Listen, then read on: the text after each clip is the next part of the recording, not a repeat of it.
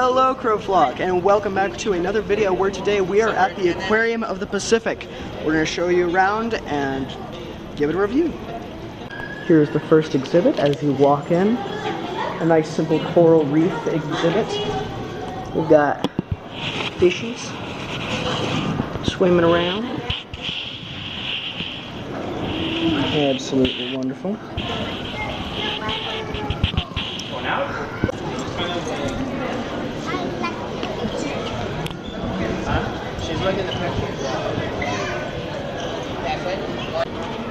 This exhibit is known as the Blue Cavern.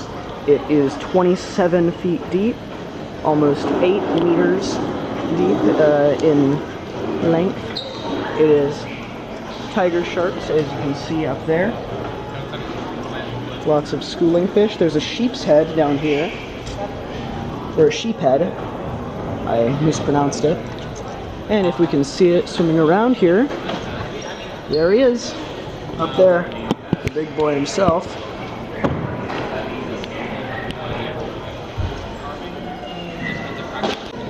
Right up there, if you can see it, is the backside of a giant Pacific sea bass. They had to pass a law to stop people from spearing them out of the ocean because they were going to go extinct otherwise. This is the exhibit we're going to be starting off with, the Tropical Pacific. Let's go see what they have to offer. If you look in the back of the tank right there, you can see triggerfish. These fish have a peculiar ability to take water into their mouths and shoot it up at the canopy above, knocking off bugs and consuming them in the waters below. We have a diver cleaning off the rocks here. Very important to keep the water pH levels good for all these tropical fish. Here we have the amphibian exhibit, where we can find all sorts of amphibian fellas. Can you spot the amphibian? That's right, they're down here. Little salamanders. Say hello! Here we have a big old skink moving along this log. They're giving him quite the salad down there. Little known fact, reptiles are actually not slimy. Their scales stay rather dry. It is amphibians, the ones who secrete a type of slime in order to keep their skin moist and not dry. Here we have a poisonous dart frog, native to the tropical rainforests. Little known fact, they actually gain their toxicity from insects that they eat. Here in captivity, they actually don't have any toxicity because they are not fed those toxic animals. There's a frog sitting in a dish. How many frogs can you see in this enclosure? Pause the video and comment down below how many you see. Frog! Here we have a very nice golden tree frog. Their species is rather endangered, but hopefully we can bring them back to a stable condition. The amphibian section, we are now going into the coral reefs in peril. Coral reefs are under many dangers, which include chemicals that are released into the water, and invasive parrotfish, and pollutants. Shark, he's asleep. Observation tips. You guys are welcome. Doing some of those wonderful things such as Crown of Thorns sea star. These guys can actually be very damaging to coral reefs as they eat the coral polyps, and they're actually often removed by divers in order to save the reefs. What we're going to be looking at is the Northern Pacific Ocean.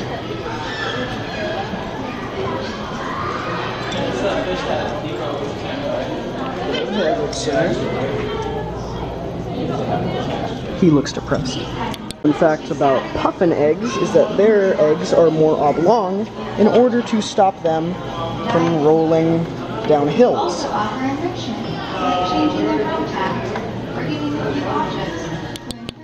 I found the RGB jellyfish.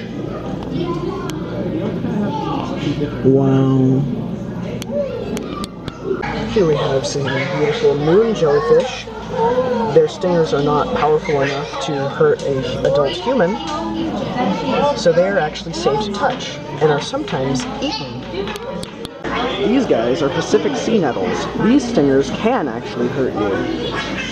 They are found along the U.S. and West Coast, but are occasionally found as far south as Bossier, California. Here we can see a giant Pacific octopus suctioned against the glass here. They're actually incredibly intelligent, so they have to be creative in their feeding methods, like giving the octopus its food in jars that it has to unscrew or uncork in order to consume. Here's an exhibit called a touch pool, where you're actually allowed to touch some of the animals in here. For example, the sea anemone. Give it a nice little pet. And again, it doesn't sting me because it's not strong enough. Or I'm just too strong. And here we have a starfish. Surprisingly soft. We have some sea urchins. If you stick one of your fingers in between their little spines, they'll actually give you a little hug with their spines, because they think you are something edible. Here we have an exhibit that makes us feel like we're looking into another planet. Interesting invertebrate growth on the rock, and some Japanese spider crabs. Here we can see that there is a giant pufferfish.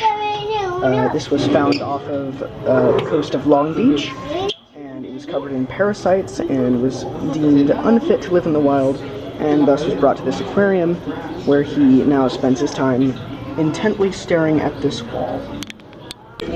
If you look over there, you can see a seal. A story that I have about seals is one time I was out spearfishing at night, and one of these big seals started swimming around me. It was a rather terrifying experience.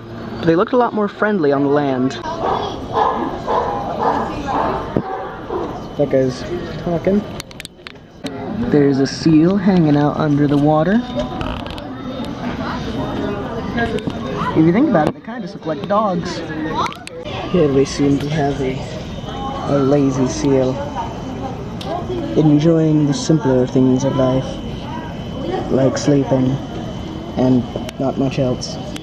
Here we have some rays that you are able to touch. These ones are known to act a lot like dogs. If one comes up to me, I will report it. She is 6 feet in width, 10 feet in length, over 400 pounds. See, they act a little bit like dogs. Aquarium. Shark Tank. Sharks kind of circle around, and here comes one right now. There he goes. That is a black-tipped reef shark. They're mostly pretty calm, and they're identified by distinct black tips on their fins. This is the exhibit that is used to quarantine sick animals or help those recover that have been injured. As you can see back there in the back of the tank, there is a sea turtle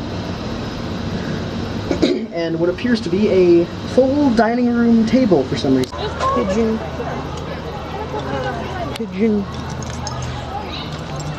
Follow the pigeon. Hello, Mr. Pigeon. Here we have the tetanus statue made of rusted metal. So if you ever wanted to get tetanus, this is the statue for you. Mr. Bird. Mr. Bird. When an eel bites your thigh and you bleed out and die, that's amore. If you were listening before when I was talking about balloon jellyfish, their stingers are not powerful enough to hurt people, and therefore you can touch them. They kind of have the same consistency as like a dragon fruit, if you think about it, like the flesh inside of dragon fruit. Those 4 circles that you see on top of their heads, I don't know if it's a head or not, but those are their stomachs. They can have up to 8 stomachs, I can believe, but most commonly, as you can see, they all have 4. They do not have a brain or heart, and they are an evolutionary masterpiece. Here we have a demonstration of what bleached coral looks like. They've used mirrors to make a kind of almost liminal-like space of infinite bleached coral. Kind of creepy. You can see there's a wolf eel coming out of his This is the one I was little talking about, the hole one in the there. back. Wolf eels aren't actually eels and are actually a special type of fish. In this tank we have a school of buttermouth perch. I like to spear these a lot, they're very good tasting. But yeah, you have to spear quite a few because their fillets are generally pretty small. And a little known fact about them is that they are one of the few fish that give birth to live young instead of eggs.